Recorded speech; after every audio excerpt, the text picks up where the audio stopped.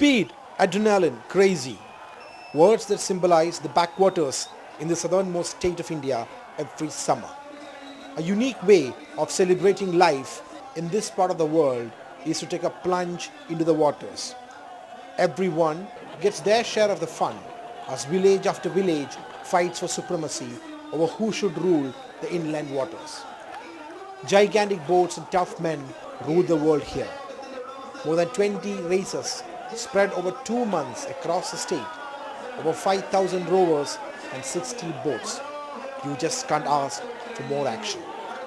Joe Hoshito from Japan thinks he came calling at the right time. We foreigners arrived at international airport. We foreigners found one kind of a slogan, Incredible India. So, we feel kind of doubtful. What is Incredible India? When I watched this amazing kind of festival, from the bottom of my heart, I felt Incredible India. Talking of incredibles, some people just try hard to get some attention, while others wait and watch the show that unfolds. These boat races, or Vallankali as is known in the local language, is today a major event in the sporting calendar here. Though it was once the pastime of the rich and the famous who use the farmers as rowers every year, today it's a sporting occasion with a number of trophies. And finally, after all the din and clamour, there comes a winner who is crowned in gold. While the party kicks off on the banks, the triumphant team retreats with its prize.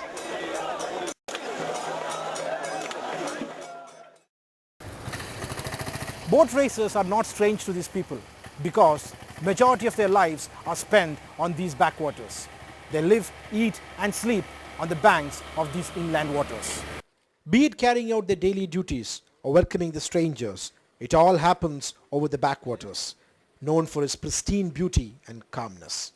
From the small catamarans to huge houseboats to the local travel boats fitted with engines, this is one aspect of life the people of central Kerala cannot avoid. And that's how and where the tradition and culture of races took birth.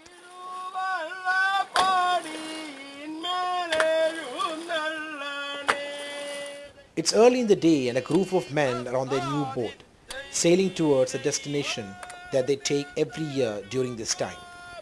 The rowers of Malakara are on their way to seek blessings of the local deity. This is why they are here to race. As if to keep the rowers going on a good pace, they have a song on their lips. These songs are all adaptations from the mythological stories about Hindu gods and goddesses. Here, sports and faith are intertwined, boundaries impossible to be drawn, because these men believe that they are racing for the local deity. Racing across the backwaters is not just an adventure for them, but more a matter of faith.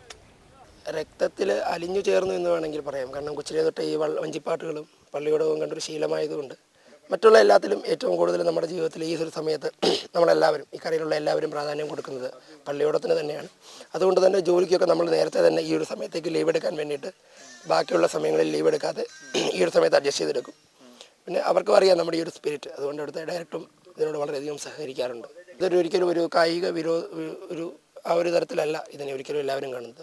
മറിച്ച് ഒരു ഭക്തി നിർഭരമായ ആചാരാനുഷ്ഠാനങ്ങൾക്ക് പ്രാധാന്യം കൊടുത്തുകൊണ്ടുള്ള ഒരു ചടങ്ങ്. അതാണ് പള്ളിയോടത്തിലെ ഇവിടെ നിന്ന് ആറന്മുളയ്ക്കുള്ള അതിൻ്റെ പോക്ക് എന്ന് പറയുന്നത്.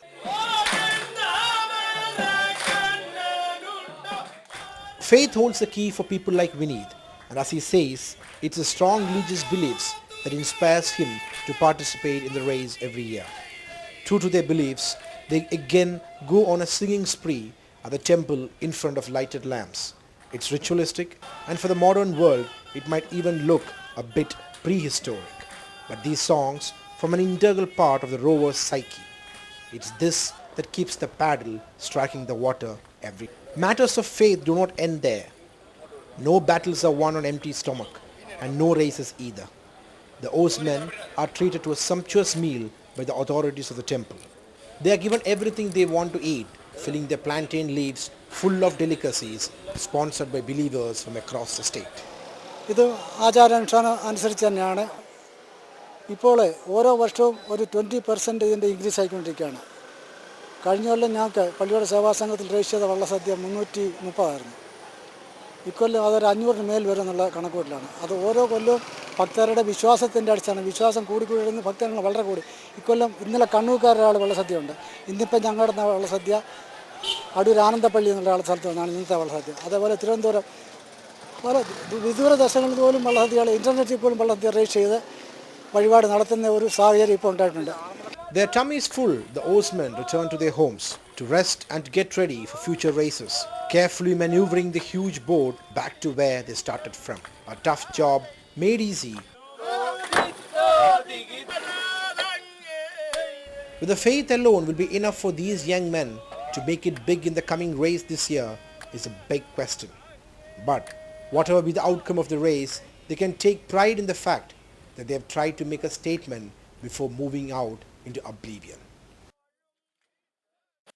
Ever imagine what goes into making one of these gigantic boats they call the Palliodums? Yes, we were lucky to witness the making of a boat right from the beginning to the end. In the neighboring village of Odara, work has just started on the banks of the river Pampa. It takes almost 3 trees to make one boat. The process as colossal as the boat itself. At the workshop, huge logs of wood are sawed, cut and chiseled. The process is tough, but these men know their jobs. Most of them have been doing the same work all their lives. They know that precision is the key word here. The neatly cut wood is joined with great care to get the final product, a process that stretches over 10 months. Vijayan Ashari is the main man for the job. A veteran of a number of such campaigns, he is both busy and tensed as he works his way through the raw pieces of wood with his tools. He tells us what it takes to make a boat race ready. ഞാനൊരു 2-3 വള്ളത്തിന് ജോലി ചെയ്തിട്ടുണ്ട്. വളരെ കഷ്ടമായിട്ടുള്ള കാര്യമാണ്. കാര്യം ഇത്രയും വലിയ തടി നമ്മൾ ഇത് ചേർക്കുമ്പോൾ അത് ഭാരമായിട്ടുള്ള വർക്കാണ് നമ്മൾ ചെയ്തുകൊണ്ടിരിക്കുന്നത്. അതിൽ നമ്മൾ പണത്ത് ചേർത്തതിന് അതിൻ്റെ ജോയിൻ്റ് എല്ലാം കറക്റ്റ് ആക്കിക്കൊണ്ട് നമ്മൾ ഓരോ കാര്യങ്ങളും ചെയ്യുന്ന ഒരു ഇതുണ്ട്. പിന്നെ ഇത് ഓരോ ജോയിൻറ്റുകളും കറക്റ്റായിട്ട് വരണം, കറക്റ്റായിട്ട് വരണം. വന്നെങ്കിൽ ഇത് സംഗതി ഇതിൽ പല ഇത് വെള്ളത്തിൽ ഇറക്കിടുന്നത്. അത് വർക്ക് കഴിഞ്ഞ് കഴിയുമ്പോൾ നമ്മൾ വെള്ളത്തിലേക്ക് ഇറക്കിടുമ്പോൾ കറക്റ്റായിട്ട് നിൽക്കണം, തൂക്ക് നിൽക്കണം.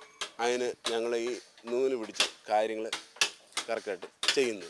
അമരത്തിന് എത്ര പൊക്കം കൊടുക്കുന്നുള്ളത് അത് എനിക്ക് അറിയില്ല, എൻ്റെ ഗുരുവിനെ അറിയത്തുള്ളൂ. ഗുരുവാണ് അതിൻ്റെ കാര്യങ്ങളെല്ലാം തീരുമാനിക്കുന്നത്.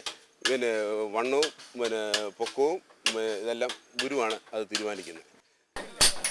If you thought that was a tough job, then 70-year-old Raghavan could make you sweat more. Working under conditions that would seem too oppressive for you and me, this champion blacksmith does a vital job, making the crucial iron nails that need to hold the boat together when it hits water. The heat does not deter Raghavan as he and his partner toils hard day and night, churning out large nails from the fire. The molten metal is beaten to perfection in a way that tells us that some jobs are still archaic. The frail look on his face gives away to a tough demeanor once Raghavan starts talking. 9 മാസം കഠിനാധ്വാനം, രാവും പകലും ഇല്ലാതെ പണിയുക. കഷ്ടപ്പാടേ ഉള്ളൂ, അല്ല സുഖമൊന്നുമില്ല. ഇപ്പം തുടങ്ങിയിട്ട് 10-30 വർഷമായി. അതുകൊണ്ട് ഞങ്ങൾ പണിയാത്ത ഒരു വെള്ളം ആറുമണി അമ്പലത്തിൽ അവിടെ വരാറില്ല, എല്ലാ വെള്ളം. നിങ്ങളിവിടെ ചെയ്യുന്ന പണി അത് എത്രമാത്രം വള്ളത്തിനെ സഹായിക്കുന്നുണ്ട്? അതിലെന്തൊക്കെയാണ് വള്ളത്തിന് ഉണ്ടാക്കുന്ന എന്തൊക്കെ സഹായം ചെയ്യുന്നത്? ഞങ്ങൾ ഉണ്ടാക്കുന്നത് പറയുന്നത് ഈ വള്ളത്തിനുള്ള ആണി, അതിൻ്റെ വിക്രപ്പണികൾ, ഈ പണികളൊക്കെയാണ് നടക്കുന്നത്. പിന്നെ അവരെ ഞങ്ങൾ ഈ കൂട്ടത്തിൽ പോയി സഹായിക്കും. Once the nails are made, then it's back to the boat again. The finished nails are then hit into the boat with great care, making sure the wood stays in place, something that's crucial for the life of the boat. The boat is then almost ready to enter the water, barring a few final touches. It's the dream of an entire village that is now ready to take wings. More than 50 people had worked at various stages to create this. And on the big day, the whole village comes out in celebration. While women lead the way, the men follow them, singing songs in praise of the local deity. And finally, the moment arrives. First test ride on water for the brand new boat. Hundreds gather to slide the massive wooden piece weighing around 8,000 kilograms into the river. And as it stays afloat, it brings cheers from those gathered round. Finally, the expert oarsmen board it, turn it round with great care, and set sail for the maiden voyage. Rowing through these backwaters needs a lot of physical energy. But if you thought only the men could do it, then you're thoroughly mistaken. We were in for a surprise. So will you be. Move over the expert oarsmen. Here come the Eves. The men might have shown their strength in sliding the new boat into the river. But when it comes to rowing them, these women show that they are second to none. And leading the way are a group of fitness freaks from across the world, bringing a true international culture to the boat races. Julie and her team from Dubai are partnering with the local women of Alleppey to help them win the race. We're a team of 10 women from Dubai, all resident in Dubai but originating from South Africa, Australia, Syria, the UK and Namibia. We have a mother and daughter team on board. We have a Syrian lady on board whose birthday it is today, and it's a great privilege and honour for us to be joining the team with Alleppey Ladies Boat Club to take part in the race. This is my first experience on a snake boat, although I've joined the sea boat as a Sea Dragons, so I'm dragon boat in Dubai. Well, I feel good. I feel very good. We practice very hard, but it's great and we enjoy it. And it's not just for the practice sessions that these women team up with the locals. They soon become a part of the local culture, joining in to sing the native song, partnering them in their little happiness. Perhaps it doesn't matter anymore whether their help would spiral the native women to win the race, because already these visitors seem to have pulled the right chord with the natives. Sports can start off some unlikely bonds. The boat races of Kerala offer something for everyone, and if you don't have the physical strength to row these boats, then just sit back and enjoy. The state provides you great hospitality to come and witness a sport that is perhaps the perfect manifestation of sheer human endurance.